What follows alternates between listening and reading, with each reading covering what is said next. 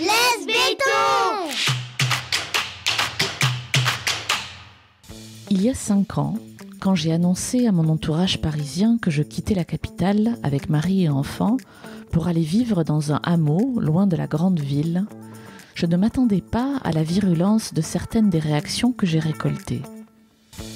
Entre ceux qui n'imaginaient même pas qu'il puisse y avoir une vie au-delà du périphérique et ceux pour lesquels quitter la ville était synonyme de trahir le système, je me rendais bien compte que je touchais là à un sujet qui fâche.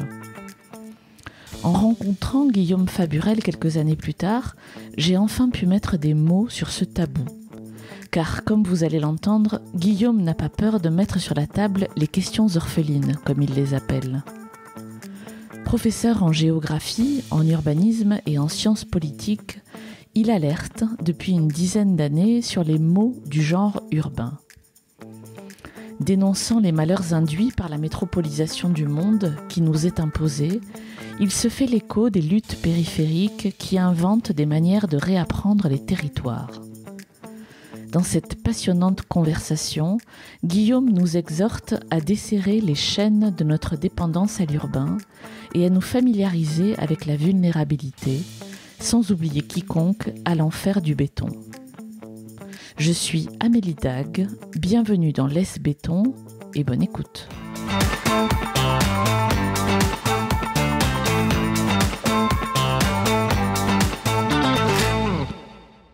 Bonjour Guillaume. Bonjour. Merci d'accepter de répondre à mes questions. Tu as écrit 2 livres, alors ces 3 dernières années, je crois que Les Métropoles barbares sont sortis en 2018, me semble-t-il. C'est ça. Et puis tu as écrit un manifeste qui est sorti en 2020, qui s'appelle « Pour en finir avec les grandes villes ». On peut dire que le message est clair. Et dans ce dernier en particulier, tu appelles les lecteurs à, je cite, « cesser d'être les idiots et les idiotes utiles du néolibéralisme urbain et de la métropolisation imposée ». On peut pas te reprocher de faire dans l'euphémisme, hein. Le message est clair. Qu'est-ce que tu entends par là ? En toute subtilité. Oui. Voilà. Mais j'entends. Alors effectivement, ça vient à un moment du bouquin où il y a un peu des arguments en amont pour pas prendre comme ça en pleine face. Bien sûr. C'est d'ailleurs plutôt agent involontaire que idiot utile, mais il y a des fonctionnements en fait urbains métropolitains qui nous ont complètement dépassés et de dire qu'il convient maintenant de se poser quelques questions, c'est tout simplement admettre que ces grandes machines urbaines et métropolitaines sont la cause d'un problème d'une magnitude tellurique extraordinaire et que on pourra pas de l'intérieur fondamentalement bifurquer ou changer de trajectoire d'un point de vue matériel, métabolique. Voilà, le béton et l'artificialité jouent un rôle tout à fait déterminant dans la crise écologique que nous connaissons, hélas, et la dévastation qui l'accompagne. Donc inviter les gens en fait à se poser des questions. Ils m'ont pas attendu pour se poser des questions, mais à mettre un peu en cohérence ou en système le fait que les masses urbaines, que la croissance des agglomérations, que la métropolisation du monde, et pour moi d'ailleurs la dette première de l'humanité au vivant aujourd'hui, et que ça passe par une réflexivité que chacun pourrait engager, ça passe par des actions que chacune et chacun pourrait mener, des modes de vie qu'on pourrait re-questionner, plus d'ailleurs à mon avis que des grandes politiques ou des grandes organisations, des grandes législations, desquelles moi je n'attends plus rien en fait fondamentalement. Donc arrêtons d'être les agents involontaires, arrêtons d'être les pantins de quelque chose qui nous dépasse, feignons d'être d'en être finalement les organisateurs de nos propres vies et partons. C'est pas fuir, voilà. C'est s'affranchir, débrancher, faire sécession, dissidence, vivre ailleurs. Alors c'est pas, soyons clairs, le but n'est pas de créer des métropoles ou des petites métropoles partout, voilà, de coloniser les espaces laissés ouverts ou vacants avec les mêmes modes de fonctionnement et les mêmes pensées, les mêmes formes de vie ou les mêmes styles de vie. Non, c'est bien évidemment en se posant un certain nombre de questions sur les charges écologiques, sur les empreintes que représentent nos manières d'être et nos comportements pour les écosystèmes. Donc c'est un déménagement en fait, hein. Voilà, c'est toujours à l'idée d'un déménagement, il y a des choses qu'on laisse, il y a des choses qu'on garde, il va falloir nous interroger sur ce dont nous avons véritablement besoin, mais je pars du principe que les grandes villes, par leur niveau d'artificialité, nous ont arraché la nature. Et donc on est dans un illimité et un précipité permanent de consumérisme et de productivisme, avec un extractivisme démesuré aussi, puisque plus on est aggloméré au même endroit, plus il faut faire venir de loin. Donc en fait la métropolisation est totale, hein. On a l'impression que c'est uniquement des agglomérations qui ne cessent de croître, mais tous les espaces sont dorénavant assujettis à la métropolisation. Il va falloir vivre dans d'autres environnements, dans d'autres cadres, pour réapprendre ou apprendre, parce que certains ne l'ont jamais appris, mais c'est qu'un jugement, hein. Chacun prend le temps qu'il veut, à son rythme, pour se familiariser à la vulnérabilité, pour se familiariser à ce que représente le vivant, qui sommeille encore un peu en nous, à retisser des liens à son environnement, à refaire des sens vis-à-vis d'écologie. On ne peut pas, dans l'artificialité du béton, construire ce type de sentiment. Voilà. On ne peut pas, dans l'artificialité du béton, éprouver le besoin vital de refaire corps avec le vivant, de renouer des liens qui soient responsables, décents et dignes à l'endroit de l'environnement. Donc c'est pour ça qu'il faut peupler d'autres lieux, mais selon des modalités radicalement différentes. Ok. Tu es entre autres professeur d'urbanisme et on l'a compris, tu fustiges la grande ville, tu viens de l'expliquer clairement, responsable de nombreux maux d'après toi. Est-ce qu'il y a eu un déclencheur dans ta prise de conscience à toi? Qu'est-ce qui s'est passé? Comment es-tu arrivé à ce constat? Ouais. En fait, moi, j'ai de tout temps, c'est monomaniaque à mon affaire, mais travaillé sur les questions environnementales. Voilà. Depuis mes études en géographie et puis un peu en sciences politiques. Et donc, ça m'a toujours habité, en fait, hein. Voilà. Les devenirs écologiques de nos manières de vivre, pour faire court.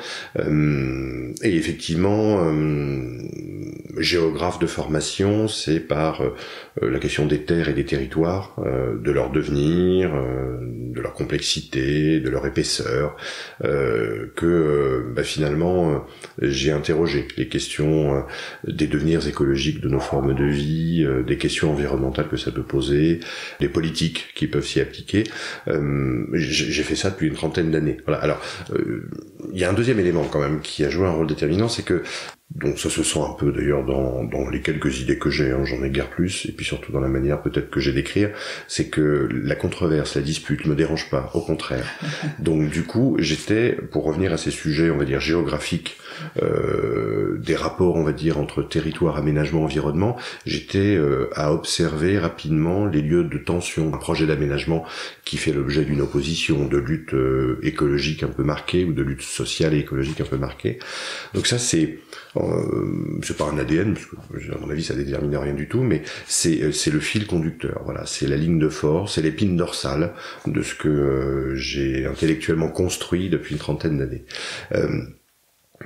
Après, saisir la totalité de l'urbain. Parce que du coup, c'était effectivement dans différents types de lieux et de territoires que j'observais ces conflits, voilà, environnementaux d'aménagement pour cause environnementale, différents types de lieux, mais néanmoins l'urbain, je sentais bien qu'il était dans les imaginaires, mais aussi dans les pratiques, hein, des différents métiers ou des différents décideurs, des pouvoirs qui s'appliquaient sur les territoires, que l'urbain était matriciel en fait. Voilà, il déterminait énormément de nos manières de penser l'action, de réaliser l'action, d'en faire évaluation, de se constituer comme communauté, comme collectif pour pouvoir influer sur l'organisation du politique et son champ décisionnel, etc. Donc c'est cas un cas accumulant plein d'éléments, à mon avis à charge, hein, de l'urbain généralisé et de la métropolisation que depuis maintenant une petite dizaine d'années, j'essaye de mettre en système. Voilà. Et alors du coup, effectivement, je suis sorti des conflits localisés et comment dire, des systèmes d'acteurs attachés à des lieux avec leur propre épaisseur, pour essayer de voir ce qu'il y avait de commun dans différents types de luttes, dans leur spatialité, dans leur géographie, dans les causes qu'ils défendent, et dans les luttes qu'ils engagent. Et effectivement, cette question matricielle de l'urbain généralisé, et plus encore de la métropolisation par la densité, par l'artificialité, par les modes de vie que ça peut embarquer, m'est apparue au grand jour. Alors après, du coup, la question qui se pose pour moi, c'est comment j'arrive à tenir enfin le statut, en tout cas les tâches qui sont les miennes, les fonctions d'enseigner dans des filières ou des formations dédiées à l'urbanisme, à l'aménagement, à la géographie, en ayant ce propos-là. Je ne te cache pas que c'est excessivement compliqué, voilà. Mais c'est compliqué plus encore avec l'institution universitaire ou avec les disciplines qui professent pour moi quand même beaucoup de messages au nom d'un progressisme très croissanciste et développementaliste, et de moins en moins compliqué avec les étudiantes et les étudiants. Voilà, qui, effet de génération, crise écologique aidant, je ne sais pas si ça aide quiconque, mais néanmoins, sont de moins en moins rétifs, ils ne l'ont jamais été, mais de plus en plus ouverts à la question qui fâche, de la dévastation, de l'effondrement, de la nécessité d'une transformation un peu radicale et d'arrêter de parler de transition, de résilience à longueur de journée. Voilà, donc finalement, ça fonctionne assez bien, voilà, dans les enseignements qui sont les miens, au contact des étudiants. C'est plutôt avec les savoirs installés, voilà, que c'est plus compliqué. J'en suis venu il y a une dizaine d'années à essayer de comprendre ce dont la métropolisation était le nom en chacune et chacun, dans des formes et des styles de vie, et qu'il fallait anthropologiquement et écologiquement simultanément passer par là pour peut-être, pour moi, mettre sur la table des sujets qui fâchent ou des questions un peu orphelines de la pensée académique. J'ai appris beaucoup de choses à la lecture de tes ouvrages. Je vais en citer là 2-3, que l'autonomie alimentaire des 100 plus grandes villes françaises est en moyenne de 3 à 5 jours, ça calme. Que la City de Londres, c'est vrai quand on la connaît, est mieux connectée à Wall Street qu'à sa banlieue directe. Effectivement, quand on pense au train, ne serait-ce que ça, dans la banlieue de Londres, on le comprend. Et aussi, plus proche de nous, que le pôle scientifique et technologique de Paris-Saclay, qui est en cours de développement, est installé sur des terres parmi les plus fertiles d'Europe. Et en même temps, on constate un rejet massif de la ville, de la part de populations assez diverses, en fait, en tout cas en France. Et avec tout ça, on a l'impression que nos élites, on n'aime pas le mot, mais c'est ça, n'entendent rien ou ne voient rien. Comment tu expliques ça, toi? Voilà, comment ça se fait, ça? Moi, j'ai pas prétention à saisir l'entièreté des causes, mais il y en a quand même 2-3 qui me semblent maintenant de plus en plus visibles, tangibles, et qui ne datent pas d'hier, que certains auteurs ont approfondi de manière brillante et magistrale, donc j'emprunte à d'autres en disant ça. Mais la première des raisons, et certainement la plus importante, elle est que économiquement aujourd'hui, la ville est le foyer de production et de création de richesse. Donc il y a un indicible, un ineffable. La ville métropolisée n'est pas critiquable, fondamentalement. Et alors, des intérêts capitalistiques, tu l'as bien senti, une conversion néolibérale des 30 ou 40 dernières années remarquée, mais ça ne veut pas dire que les élites, avec guillemets, ou en tout cas ceux qui décident, sont tous des néolibéraux consentants. Non, il y a quelque chose qui, et c'est le deuxième élément, qui est peut-être encore plus important, c'est que, au-delà de l'économie du moment, pour laquelle il faut produire, pour laquelle il faut proposer confort, il faut fluidifier, il faut accumuler, essayer de s'inscrire dans une destinée de progrès. Voilà. Là, on voit bien ce vers quoi on tend, c'est que de l'économie matérielle, il y a un imaginaire derrière qui se joue. Et qu'en fait, cette économie matérielle, alors de la conversion néolibérale des 30 ou 40 dernières années ou du capitalisme industriel des 2 derniers siècles écoulés, en fait, puise à beaucoup plus loin, en fait. Voilà, remonte à beaucoup plus loin.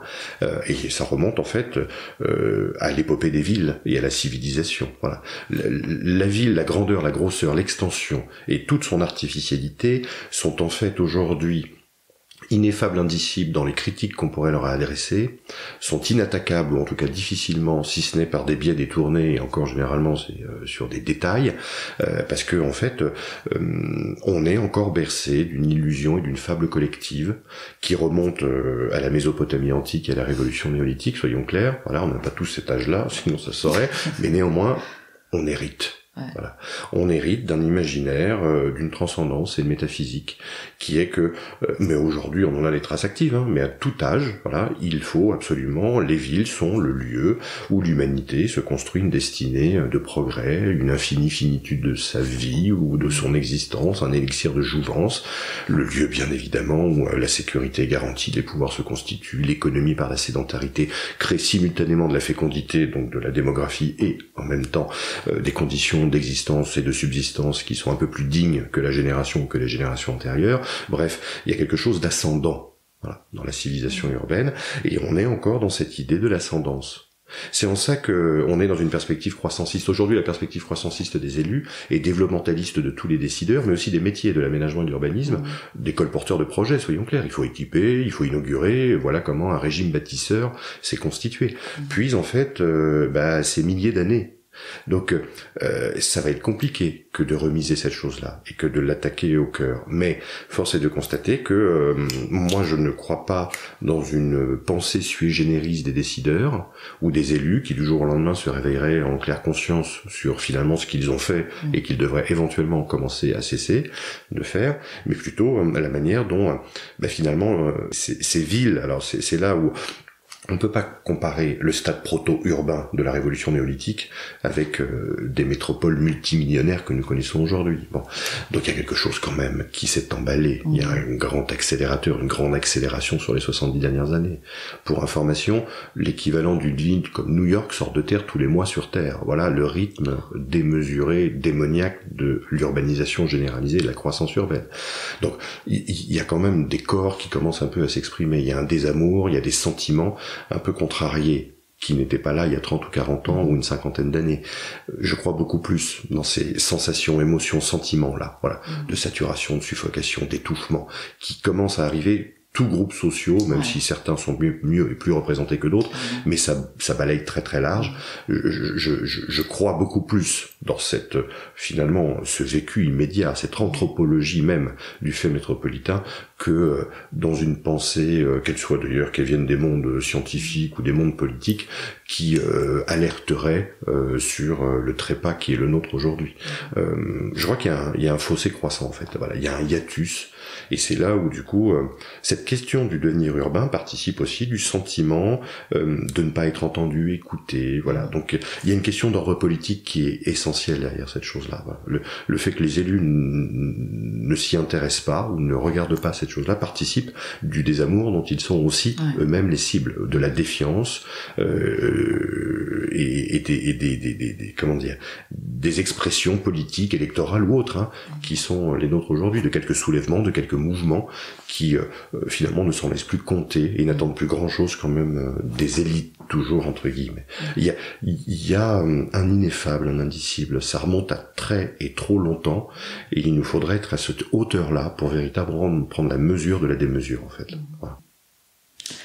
Alors tu viens de l'évoquer, il y a des, je sais pas si on peut les appeler des poches de résistance, mais en tout cas des mouvements assez divers et que tu décris dans tes ouvrages qui se mettent en place. Ça va de la très grosse ville, tu parles de Détroit, et puis il y a des choses beaucoup plus singulières, petites, presque, en tout cas anonymes pour la plupart, qui se mettent en place. Est-ce que tu pourrais en citer une dans toutes celles que tu évoques dans tes livres, ou que tu as vues et que tu n'évoques pas d'ailleurs? Est-ce que dans ces types de résistance dont tu as été le témoin, il y en a une qui t'a marqué particulièrement? En fait, il y a différents types de luttes et de résistance, effectivement. Il y a des luttes intérieures aux espaces métropolisés ou aux grandes agglomérations, mais c'est pas là-dedans que j'irai puiser, parce que pour moi, même en luttant de l'intérieur, on reste du coup non pas les idiots utiles, mais les agents involontaires de cette réalité-là. Donc j'irai plutôt prendre les exemples périphériques, ex-urbanisés, ou en tout cas qui sont en dehors des cadres urbains métropolitains. Aujourd'hui, les initiatives les plus éloquentes, les plus inspirantes, je sais que c'est le terme en ce moment utilisé partout, je ne parle pas plus que ça, mais néanmoins, celles qui, à mon avis, pourraient donner le là un peu, elles sont extérieures, et là, En fait, c'est quasi pyrotechnique. Voilà, il y a une somme d'émergence tout à fait considérable, mais à bas bruit et totalement invisibilisée ou assez invisibilisée. Alors d'un côté, il y a des luttes telles les enclaves décentralisées, les utopies un peu concrètes, les zones à défendre notamment. Voilà, moi ça me semble, là il y a eu un lieu d'expérimentation à la fois politique et écologique tout à fait remarquable, ça s'est un peu diffusé, ou en tout cas c'est devenu non pas un modèle à dupliquer, mais une inspiration assez largement partagée. Mais en fait, entre les fermes sociales, les coopératives intégrales, les éco-hameaux, là je compare ce qui est incomparable parce que c'est pas les mêmes groupes sociaux, mais ça ne cesse d'éclore partout. Voilà, on estime qu'il y a plus de 6000 lieux aujourd'hui en France, alors de petite taille, hein, ça va de quelques personnes à tout au plus une trentaine ou une quarantaine, le fait communautaire, les communautés intentionnelles, existentielles, voilà, ça ne cesse de se développer. Si je devais prendre quelque chose qui me semble peut-être le plus parlant, parce que à la fois remontant depuis les périphéries, mais à belle hauteur, pour pas que ça ne reste qu'un petit je ne sais quoi qui est important, avec un quant à soi par moment, dans la petitesse, on va dire, d'un éco-hameau par exemple, ou d'un petit écolieu. C'est par exemple ce que le syndicat de la montagne Limousine a pu entreprendre, voilà, qui est en fait une somme d'individus qui vivent là depuis quand même pas mal de temps, qui ont quelques connaissances, qui ont décidé de se réunir pour recenser l'ensemble des ressources dont le territoire finalement pouvait bénéficier, ou en tout cas les moyens un peu invisibilisés en termes de logements vacants, en termes de terres qu'il conviendrait de cultiver un peu différemment. Donc ce sont des sociétaires, des individus qui se sont réunis, qui ont créé d'abord, alors on pourrait dire un observatoire, mais c'est pas qu'un observatoire, parce que il y a aussi l'accueil des migrants, il y a aussi des réfugiés métropolitains entre guillemets qui viennent s'y installer, il faut les épauler, les accompagner, les accueillir pour pas être tout seul face au changement, c'est pas rien dans une vie. Voilà, le syndicat de la montagne Limousine, un syndicat de montagne déjà, moi ça me parle beaucoup, voilà, parce que il y a bien quelque chose du ressort de du ressort quasi biorégional derrière, voilà. C'est-à-dire que ce sont des écosystèmes, voilà, c'est des territoires gouvernés par la nature. Les écosystèmes reprennent quelques droits ou prennent quelques droits et viennent définir ce qu'est le périmètre alors d'intervention là du syndicat. C'est pas une géographie institutionnelle, mais viennent un peu par les cultures qui sont les leurs, par les formes d'organisation politique, voilà, auxquelles ils ont été, ou enfin desquelles ils ont été au berceau. Enfin, il y a du côté d'une écologie un peu profonde et radicale aujourd'hui des initiatives, et le syndicat de la montagne Limousine, même s'il se réclame pas de l'écologie profonde et radicale, me semble être une belle initiative, parce que à une certaine échelle, et à cette échelle-là, on s'aperçoit que finalement, loin de ce que l'on dit habituellement, parce que c'est dans la fameuse diagonale du vide en France, il y a énormément d'initiatives de foisonnement et d'énergie, il y a énormément de ressources, à condition de s'organiser de manière coopérative pour pouvoir, alors non pas aller occuper illégalement systématiquement ou désobéir à toutes les lois, mais simplement essayer déjà de construire un imaginaire un peu commun et d'offrir des conditions d'accueil un peu dignes. La plupart des personnes que j'interviewe pour ce podcast, à un moment, parlent de hors-sol. Soit parce qu'elles se sentent elles-mêmes senties hors-sol, soit parce que ce sont des choses qu'elles constatent. En tout cas, le sujet revient. Et j'aime bien leur demander ce qu'elles entendent par là. C'est aussi quelque chose que tu abordes dans tes livres, et tu le rapproches, je crois, au fait d'être sans territoire, en fait. Et c'est un sentiment que beaucoup d'urbains peuvent ressentir. Alors déjà, j'ai deux questions, en fait. Quelle est ta définition à toi du hors-sol, voilà. Et est-ce que c'est quelque chose, si tu as envie de me répondre, que toi-même tu as ressenti ou tu ressens? Oui, dans deux volets différents. Pour moi, la définition, la manière dont j'ai abordé le hors-sol, c'est l'ensemble de nos dispositifs, de nos dépendances, des chaînes auxquelles on s'est attaché pour pouvoir tout simplement manger, se vêtir, se loger, se chauffer, etc. Le hors-sol des mondes urbains et métropolitains, c'est de ne plus avoir de lien avec ce que l'on a dans l'assiette, la manière dont on est amené à se vivre, et pour moi de plus en plus survivre. Et je lis ça vraiment à des systèmes de besoins et à toutes les délégations, finalement, que l'on a octroyées à des puissances techniques, économiques, urbanistiques, pour satisfaire des besoins de la définition desquels nous n'avons pas participé. Voilà. Le hors-sol, c'est donc un détachement du vivant, un arrachement de nature, et pas d'une nature naturalisée, il n'y a pas de une nature, mais à un moment donné, on a besoin je crois, de manière vitale. C'est pour ça que je vais sur le deuxième point du hors-sol qui m'est plus personnel. On a besoin de manière vitale d'être un peu au grand air, de caresser des fougères, de soler, de fouler un peu la terre nue. C'est pas simplement un romantisme néo-bourgeois, agrarien de la fin du 19e. Voilà. C'est devenu, à mon avis, non pas l'essence, il n'y a pas d'essence derrière cette chose-là, mais une nécessité première, vitale. Donc, les deux, en fait, sont liés. D'un côté, on s'est arraché par des dépendances, des délégations qu'on a octroyées, des chaînes passionnelles, voilà, auxquelles on est maintenant, enfin, desquelles on est pieds et poings liés, au détriment d'un autre rapport au vivant, voilà, qui est beaucoup plus concret, direct, humble, responsable, digne, décent, et qui en fait résonne énormément avec les corps. Voilà, si le point qui est commun entre les deux devait exister, c'est celui du corps. Le corps est soumis à tout un tas, on va dire, de déterminisme, voilà, et pas très en soi partagé, volontaire d'un côté, alors que de l'autre côté, il a besoin d'autres natures, en fait, fondamentalement. On arrive donc dans le ressenti, on n'est plus, où on n'est pas que dans une démarche intellectuelle, ce dans quoi on a été quand même largement baigné, et que ce que l'école fait encore, on arrive dans un truc, c'est un besoin qu'on doit, ou qu'on ressent ou pas d'ailleurs, quand on est en ville. Ouais. Tout à fait. Et ça, alors, peut-être que beaucoup de gens le ressentent, cette sensation d'être hors sol, mais partir, c'est quand même malheureusement pas donné à tout le monde. C'est pour des raisons matérielles, pour des raisons culturelles, pour plein de raisons. Donc il y a aussi un sujet là, c'est-à-dire que comment on fait, comment on accompagne ça, comment on peut aider ça et être un déclencheur un peu plus concret de ce changement-là. Pour moi, il y a d'un côté ce qui est du ressort de la mise en récit, de la narration. Soyons clairs, les grands récits de la modernité ont été orientés et structurés autour d'un dépeuplement des campagnes au profit des villes, fondamentalement.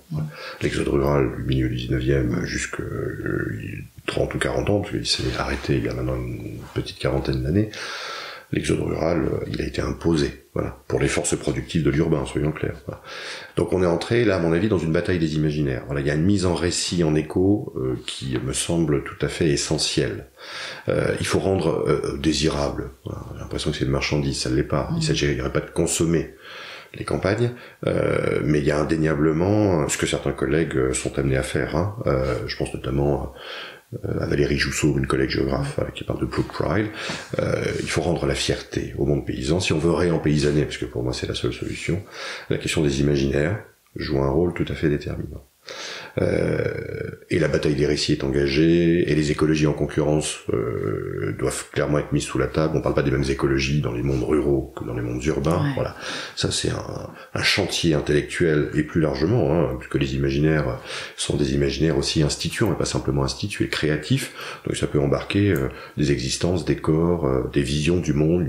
Voilà, il y a quand même un autre paramètre qui moi me semble plus important aujourd'hui, parce que c'est justement ton entrée en matière sur on n'est pas tous égaux, les capitaux culturels ne sont pas également distribués dans l'espace social, merci. Donc du coup, tout ça se fait dans une belle injustice et une totale inégalité. Bon, remarquons quand même que c'est pas parce que le passage à l'acte reste asymétrique que pour autant la désirabilité, elle, ne gagne pas. Ouais. Voilà, l'ensemble, ou de manière très inégale encore, mais toutes les couches sociales dorénavant aspirent. Toutes les enquêtes convergent là-dessus. Bon. Le désamour de l'urbain, indéniablement, et le désir des campagnes traversent l'ensemble de la stratification sociale, son découpage de sa structure. Non, il me semble que derrière le passage à l'acte et le fait de partir, qui serait inégalitaire, donc la matérialité même, le passage du désir à l'acte, il y a quand même ce qui nous retient dans l'urbain, fondamentalement. Donc, il y a un imaginaire du désir, on va le résumer comme ça, qui est nécessaire à construire, ou en tout cas à alimenter, à nourrir, mais de l'autre, il y a à desserrer les chaînes de la dépendance dont je parlais tout à l'heure. Voilà, la matérialité qui, finalement, nous assigne à résidence. Et là, il faut être clair, comme par hasard, les groupes sociaux, je parle plutôt des subalternes, des précaires, des classes populaires, avec un S partout parce qu'on ne peut pas non plus généraliser, sont rendus les plus dépendantes des espaces urbains. Ouais. Voilà. Pour des nécessités existentielles et vitales. On va même aller jusqu'au bout, quitte à se fâcher, autant le faire avec tout le monde, mais les cultures de gauche, auxquelles j'appartiens, sont dans cette forme de défense-là. C'est-à-dire que ces groupes et ces catégories devraient bénéficier des conditions d'existence, des niveaux de confort que l'urbain a proposé à d'autres groupes sociaux qui, comme par hasard, eux, au nom de peut-être leur pensée bourgeoise, ou en tout cas de leurs capitaux culturels, finalement décident d'en partir. Voilà. Mais de quel droit, finalement, on laisse les plus pauvres à l'enfer du béton? Il y a un moment donné, la question de ce qui nous attache économiquement, matériellement à l'urbain, doit indéniablement être posée. Et c'est pour ça que il va falloir à la fois travailler les imaginaires et la mise en désir, mais aussi s'attaquer très directement en partant au démantèlement de ces mégastructures urbaines, de telle manière à desserrer les chaînes de telle dépendance. Et là, faut être clair, c'est un chantier, on va y mettre quelques gouttes, parce que c'est comment dire, l'ensemble des cognitions sociales, l'ensemble des pensées, des manières de se comporter, des visions du monde et des entendements du monde sont structurés autour de l'ascendance et de la transcendance de l'urbain, voilà, de l'émancipation et de la réalisation de soi. Donc, comment arriver dorénavant à mettre en débat le fait que, loin de se réaliser dans l'urbain, on déréalise nos propres corporéités et nos propres rapports au vivant. Je crois qu'il faut travailler sur la question des métabolismes, me semble déterminant, par exemple. Voilà, le métabolisme du béton, le métabolisme des corps, nos anthropologies embarquées dans des accélérateurs à particules et des vortex que sont les villes métropolisées. Et ben là, soyons clairs, les couches populaires témoignent, mais jour après jour, qu'effectivement ça devient insupportable, totalement invivable.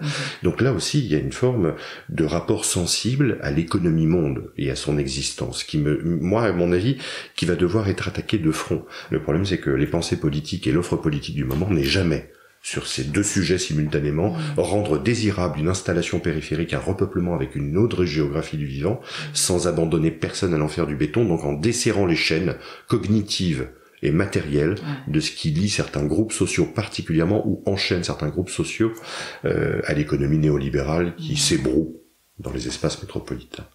Il y a bien entre matière et imaginaire quelque chose là qui me semble devoir être tenu simultanément.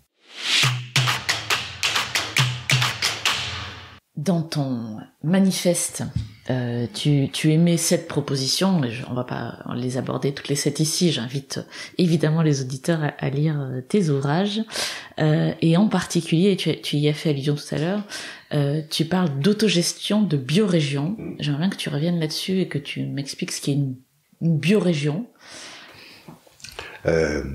Alors, comme je le disais tout à l'heure, une biorégion, c'est un territoire. D'ailleurs, le terme, à mon avis, est pas adapté, parce que territoire, la définition même d'un territoire, c'est quelque chose qui est très politique, en fait, avec des périmètres, des institutions, des acteurs, des métiers, des intérêts. Enfin, bon.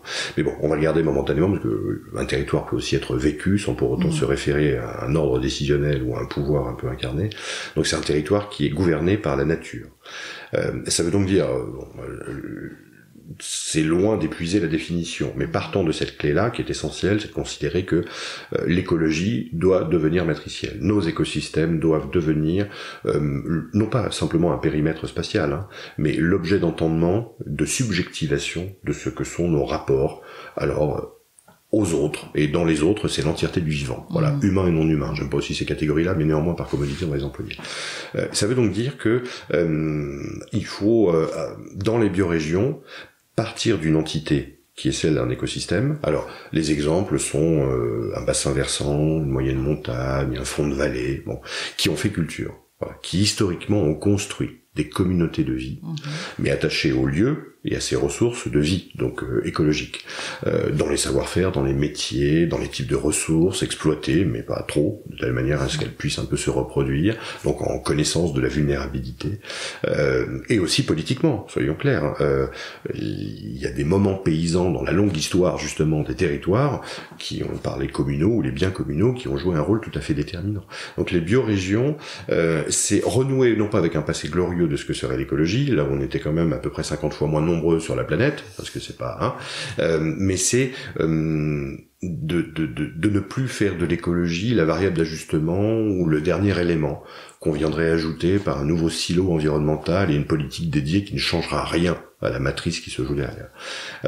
Alors du coup, quelles sont les écologies non pas qui, mais comment définit-on les écosystèmes? À quelle culture attachée aux ressources de vie, donc la terre par exemple, à quelle écologie finalement nous référons.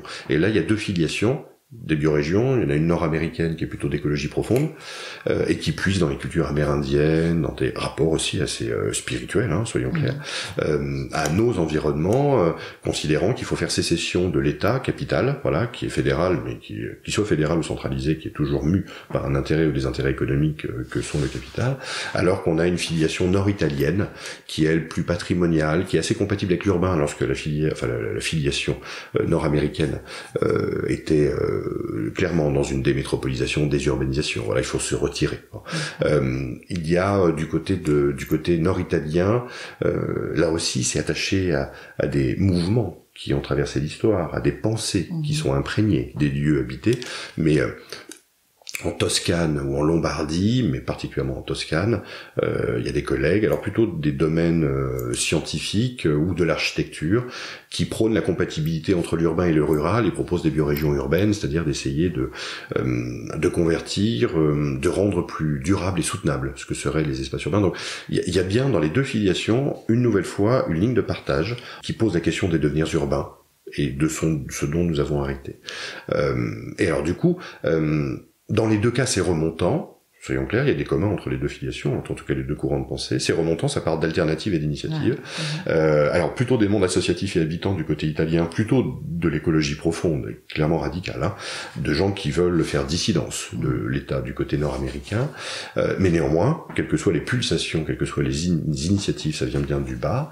Il y a bien une auto-organisation qui se joue des deux côtés, ne plus s'en laisser compter. Voilà, il ne s'agit pas d'aller élire à une municipalité ou de prendre le conseil régional pour pouvoir finalement se soumettre à la manière dont il a été pensé, constitué, quelles sont ses prérogatives et compétences qui ne changeront vraisemblablement pas grand-chose.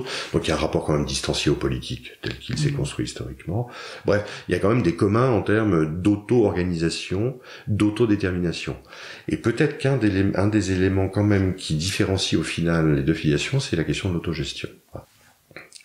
La question de l'autonomie, là j'ouvre une parenthèse que je vais refermer dans à peu près 6 heures, mais la question de l'autonomie, elle est essentielle dans les écologies en concurrence. Voilà, elle est même déterminante. Dans les écologies du moment, on a des choses très compatibles avec nos cadres économiques et avec les structurations urbaines de nos systèmes marchandisés pour faire vite. Une écologie peut être très technique et gestionnaire, très durabiliste, enfin bon, voilà, qui est à mon avis de la transition, de la résilience, qui est plutôt adaptative, soyons clairs, et qui ne changera pas. L'hypothèse autonomiste est en train de revenir. C'est-à-dire qu'il faudrait s'autonomiser pour, sur la subsistance écologiquement, abaisser le niveau de pression, parce qu'on est par l'autonomie, c'est-à-dire satisfaire ce dont nous avons besoin, produire très directement ce que l'on a délégué justement à d'autres forces pour pouvoir consommer. Voilà, reprendre la main sur le manger, le chauffer, le vêtir, le loger, toutes ces choses-là, ça serait une incitation vive à être un peu plus respectueux des conditions de reproduction du vivant. Donc l'hypothèse autonomiste est en train de revenir. Du coup, l'autogestion n'est que le pendant politique d'une autosubsistance. Voilà.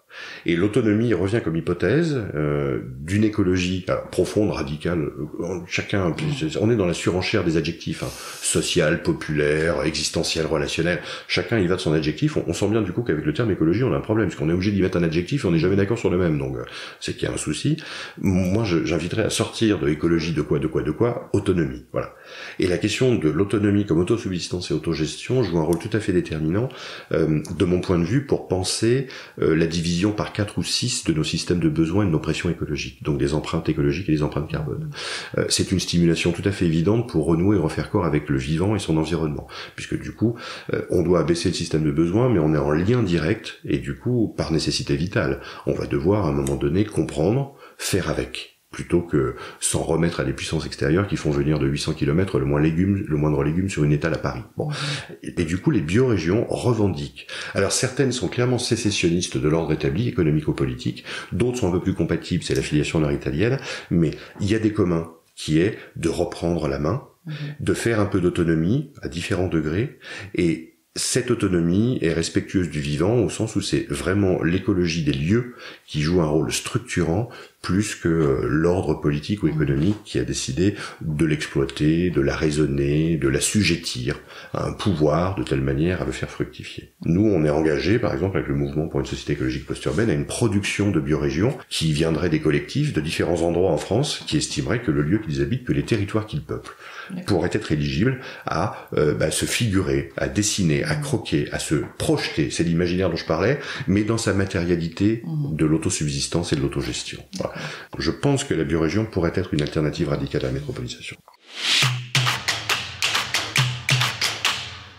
On comprend là ton engagement profond depuis une dizaine d'années. Tu l'écris et tu en parles de manière magistrale. En même temps, je peux pas m'empêcher de penser que tu as dû vivre de grands moments de solitude. Oui. Parmi tes collègues, comme tu les nommes.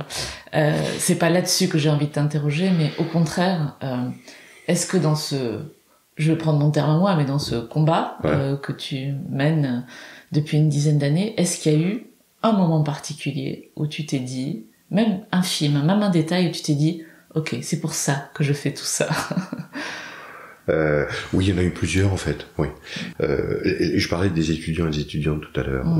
Ils sont de plus en plus nombreux à se poser des questions. Ils n'adhèrent pas toujours aux thèses que chacun est amené à défendre, mais on sent qu'à un moment donné, ça cogite, ça se pose des questions, ça cherche à réfléchir un peu différemment, ça déconstruit des liens d'autorité, des manières très pesantes de se voir quasi imposer des cages épistémologiques ou des cadres réflexifs. Moi, chaque année, plusieurs étudiants, plusieurs étudiantes me rassurent. Voilà, sur le fait que c'est pas que brasser du vent, ou en tout cas ça a un peu d'utilité. Bon. Deuxième élément, effectivement, je suis d'une discipline qui est une discipline, je rentre pas trop dans le détail, la géographie, mais qui, s'est convertie au pouvoir. Voilà, des collègues, géographes reconnus et très connus même, disaient par exemple que la géographie ça sert à faire la guerre à un moment donné. Donc Yves Lacoste disait cette chose-là dans les 70. La géographie a quand même maille à partir. Je dis pas que tous les géographes voilà, mais du coup, partir de la géographie pour déconstruire le méta-récit, sa transcendance, la modernité, enfin tout ce que j'ai dit jusqu'à maintenant, voilà, et les intérêts économiques qui se jouent derrière, et le rapport au pouvoir, c'était effectivement vain, voilà, casse-gueule. Bon. Du coup, l'élément qui moi me fait dire que ça n'est pas vain, c'est quand je vois que dans d'autres disciplines, ils n'ont pas les mêmes pudeurs. Voilà. Et ils sont dans, alors là pour le coup, dans leur propre histoire de production intellectuelle, peuvent être, et le sont aujourd'hui, plus subtils ou plus critiques. Voilà, un peu plus dans la manière d'aborder. L'histoire de l'environnement a fait un travail phénoménal. L'archéologie a fait un travail phénoménal. La philosophie fait un travail mais redoutable de questionnement et de critique. Donc en fait, étudiants dans le métier m'aident indéniablement chaque année et ça va grossissant. Donc ça me fait dire que c'est pas totalement inutile. Deux, je trouve des affinitaires, des alliés, voilà, dans d'autres disciplines. Et c'est avec eux que je suis amené à dialoguer et à véritablement échanger. Donc ça veut dire que c'est pas si douloureux que ça tous les matins quand je vois l'heure, voilà. Mais j'en suis arrivé à un point où néanmoins je me pose la question de continuer dans ce registre-là, fondamentalement. Mais alors là, du coup, ça n'a rien à voir avec les étudiants ou les collègues qui seraient affinitaires dans d'autres disciplines. C'est tout simplement, tu l'as évoqué tout à l'heure, je pense qu'on a un problème avec les savoirs intellectuels et les types d'éducation qui se jouent derrière. Voilà.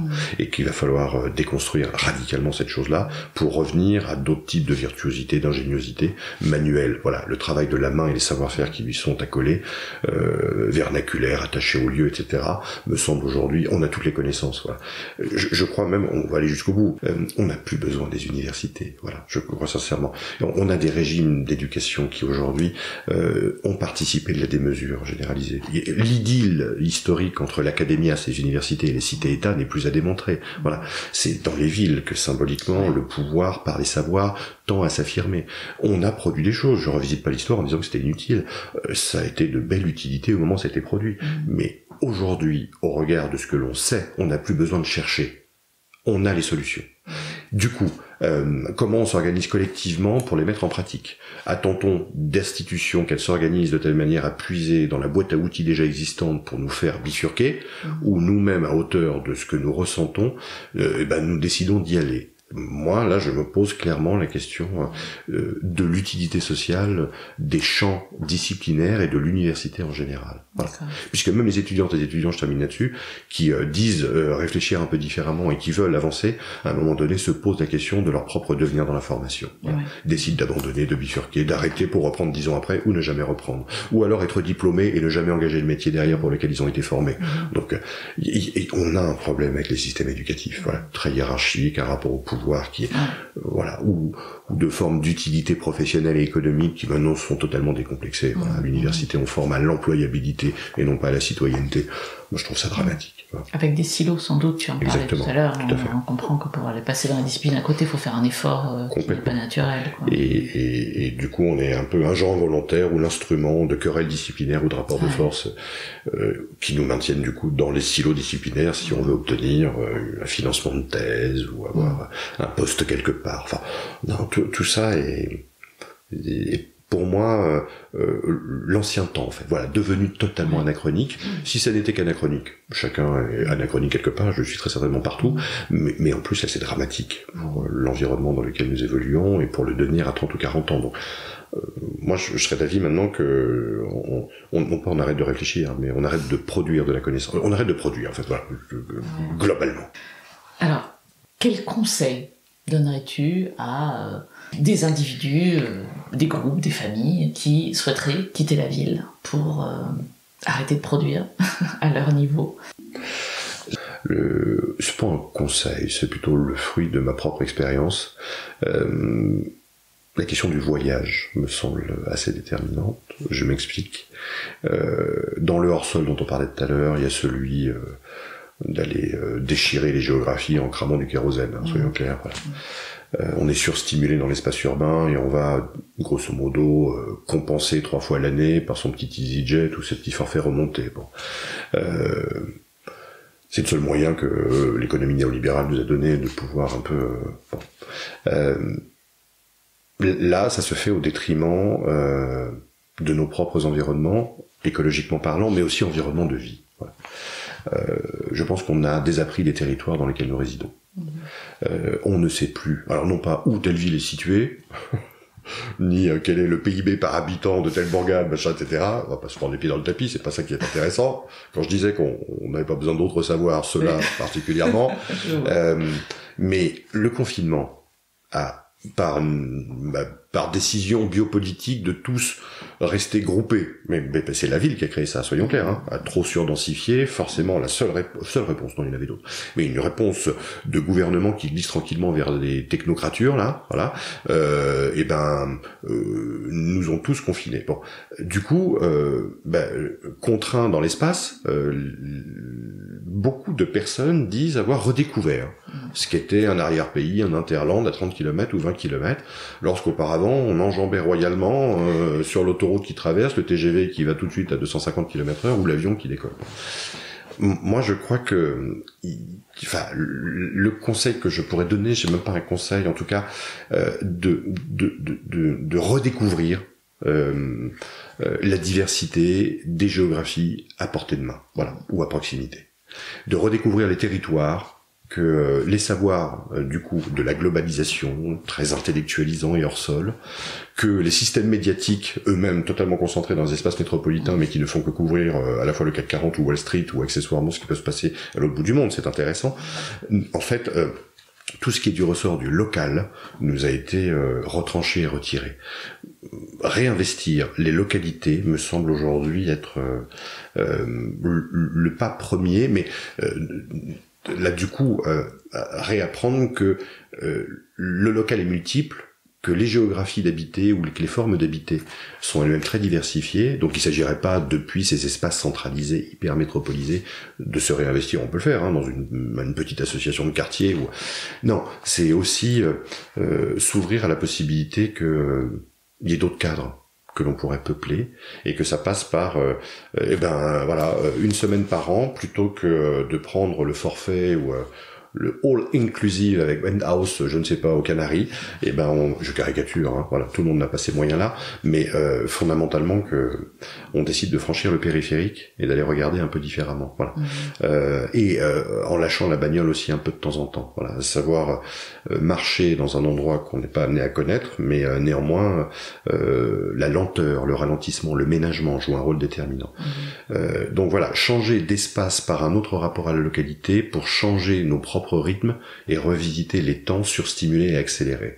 Là, il y a dans les espaces-temps de l'habiter quelque chose, à mon avis, qui peut se jouer.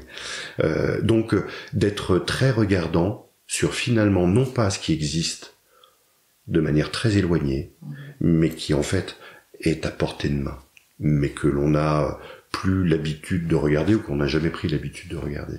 Ça me semble être une nécessité pour réatterrir cette chose-là.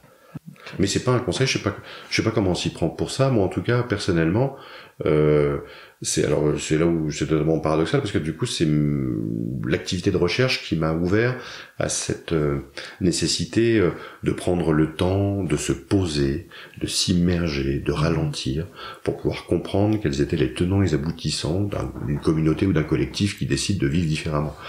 Donc, je suis passé par la voie professionnelle pour voilà. Il faudrait voir quel serait l'ensemble des champs de stimulation qui permettraient de revisiter les espaces-temps un peu plus localisés et un rythme un peu plus lent. À quoi rêves-tu ? Je reprends le terme que j'ai déjà employé, mais un peu d'humanité individuelle et collective. Voilà. Et pas uniquement par respect de nos écologies de vie. Par le respect de nous dans ces écologies de vie. Il faut qu'on réapprenne, je rêve que nous puissions réapprendre la mesure, la limite. Moi, alors après c'est une dystopie, mais je rêve que l'effondrement s'accélère, qu'on n'atteigne pas la dévastation qui semble s'annoncer, et qu'il y ait un ressaisissement généralisé autour d'autres espaces-temps de l'habité, et que du coup on ait eu une sueur froide, ou plutôt chaude, mais qu'on se ressaisisse suffisamment à temps pour justement comprendre que on a pris la confiance, qu'on s'est trop regardé le nombril, et que seul un peu de décence et d'humilité dorénavant permettrait à la fois de respecter le vivant, mais surtout de nous dans le vivant. Voilà. Moi, cette question de la décence et de l'humilité, la vulnérabilité et la responsabilité me font énormément à la fois réfléchir et en même temps douter de la capacité que l'humanité aurait à se ressaisir. Donc je rêve de ce ressaisissement-là, et effectivement plutôt par de l'extérieur des initiatives qui non pas feraient par la duplication modèle, non pas feraient école, quoique on a besoin d'autres écoles que celle de l'intellect totalement hors sol, mais qui irrigueraient un peu, voilà, qui de manière archipélique ou en réseau permettrait voilà, de dire et de donner à voir que il y a beaucoup plus de dignité aujourd'hui à vivre dans l'humanité que de réalisation de soi à toujours plus consommer. Voilà.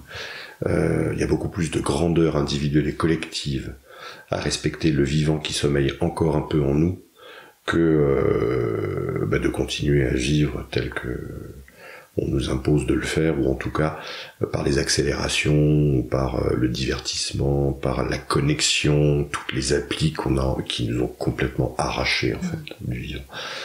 Alors moi je rêve à ce que finalement dans cette métaphysique nous reprenions conscience ou nous prenions conscience de ce que serait être humain un peu autrement, voilà, et de faire humanité un peu différemment. Bon. Du coup, comment on retrouve le sens de la mesure et cette humilité? Il se trouve que là où j'habite, c'est un record des circonstances, je suis à 4 km de la balise Météo France qui a mesuré le record de chaleur en 2019 à 46 degrés et quelques. Bon. Eh bien moi j'aimerais bien plutôt qu'aller à l'université, que chacun ait cette expérience-là à un moment donné, une fraction de seconde ou quelques minutes. C'est juste létal, voilà, on n'y arrivera pas. Vous restez 10 minutes dans cet environnement aérolaire et cette température-là. Voilà. Ce qu'on a vécu en Inde, au Pakistan, encore récemment. Non. Et là, un simulateur d'effondrement peut-être, je sais pas, pour qu'on ressente très directement ce qui d'ici 30 ans va devenir monnaie courante. Voilà, le FMI nous annonce des canicules mortelles pour 74% de la population mondiale, 3 semaines par an à l'horizon 2100. Et pourtant, les éléments chiffrés, les projections, les anticipes, enfin, concours convergent, on sait ça très bien, ça n'infléchit pas la marche forcée de la croissance quasi infinie, donc faisons peut-être le pari de l'expérience écologique directe, voilà, de l'épreuve des corps. C'est peut-être vers ça que, moi, à mon avis, je rêve, juste une petite piqûre de rappel, ou quelque chose comme ça. À la suite du manifeste là, pour finir avec les grandes villes, essayer de bâtir une société écologique post-urbaine, on a créé un mouvement, maintenant avec une trentaine d'organisations depuis 2 années, qui vise à s'organiser de telle manière à anticiper ce que pourrait être une autre géographie, voilà, un dépeuplement-repeuplement. Parce qu'on part du principe que le désamour est consommé et que l'invivabilité va devenir de plus en plus grande des grands espaces métropolitains, qu'il faut nous préparer à ça. Mais pour ça, il faut décoloniser un peu les imaginaires magnifiés de nos vies urbaines trépidantes et surstimulées. Donc on a un axe de travail autour de ça. Il faut penser ce que pourraient être des biorégions d'accueil, voilà, on parlait tout à l'heure. Le syndicat de la montagne limousine fait partie des organisations, notamment. Il faut n'abandonner personne allant faire du béton, donc voilà, on a quelques organisations qui sont intéressées, ATD Monde dans l'occurrence, pour participer de loin à la réflexion. Soyons clairs, hein, on n'est pas tous unifiés, coordonnés, etc. C'est vraiment plutôt un agitateur, voilà, un lanceur d'alerte.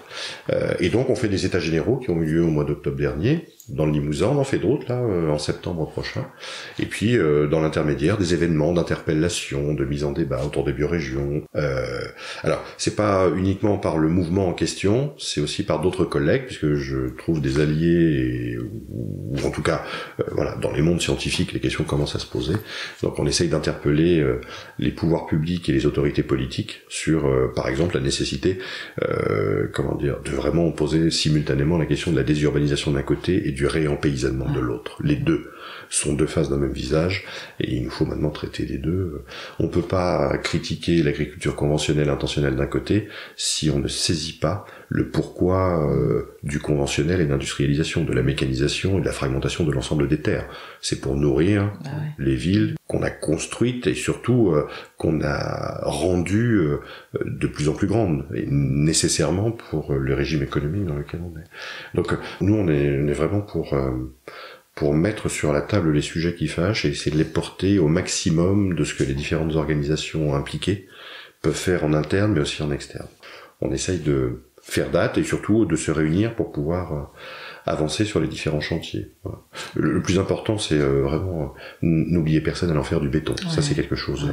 Ouais. Donc, de comprendre les écologies populaires, de voir en quoi les groupes sociaux, ces groupes sociaux-là en particulier, ont été enchaînés en fait au consumérisme urbain. Mais ça veut pas dire qu'elles adhèrent à cette chose-là, mais que fondamentalement, alors qu'elles sont les chevilles ouvrières du fonctionnement, elles sont évincées, maltraitées, subordonnées, mais en même temps maintenues dans l'univers de pensée, cet imaginaire de réalisation par la consommation, alors que les écologies populaires ont des rapports à l'écologie qui sont extraordinaires, hein, voilà, dans le rapport à l'alimentation, dans le rapport à la lenteur, dans le rapport au jardin, dans le rapport à l'échange, dans le rapport à l'entraide, dans le rapport au réusage, au recyclage, par nécessité, mais aussi par choix, soyons clairs. Il y a des traditions culturelles derrière cette chose-là.